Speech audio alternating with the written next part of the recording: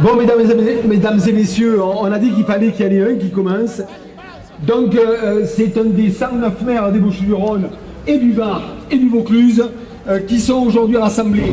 Alors, c'est un rassemblement qui est plus qu'arc-en-ciel, qui est multicolore, qui est arc-en-ciel, et qui montre en tout cas la volonté des 109 maires et des 8 sénateurs qui nous soutiennent, et des députés qui sont présents et qui nous soutiennent, pour dire que nous sommes venus dire à Madame Lebranchu, dire à l'ensemble des rapporteurs de ce projet de loi, que ce projet de loi et cette loi, nous n'en voulions pas avant qu'ils nous la présentent au Sénat. Et nous pouvons dire pour les quelques privilégiés qui les avons entendus le présenter ce projet ce matin, que nous continuons clairement à affirmer que nous n'en voulons pas. Il ne suffit pas de dire que les maires sont des gens de qualité. Il ne suffit pas de dire qu'il faut laisser le pouvoir aux maires.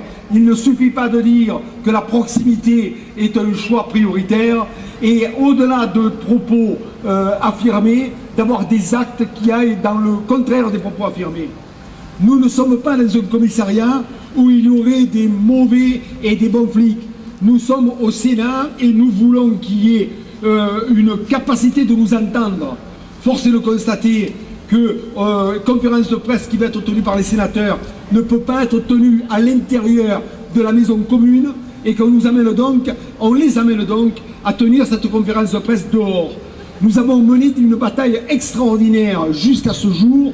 Cette bataille, naturellement, et pour en avoir discuté avec les uns et les autres, nous sommes tout naturellement prêts à la continuer et nous savons que la volonté populaire, à un moment donné, finit toujours par triompher. Donc, pas de problème, ceux qui vont suivre derrière ont tout intérêt à dire la même chose que moi. C'est ce que j'allais dire. Alors, je suis tout à fait d'accord, bien sûr, avec Daniel.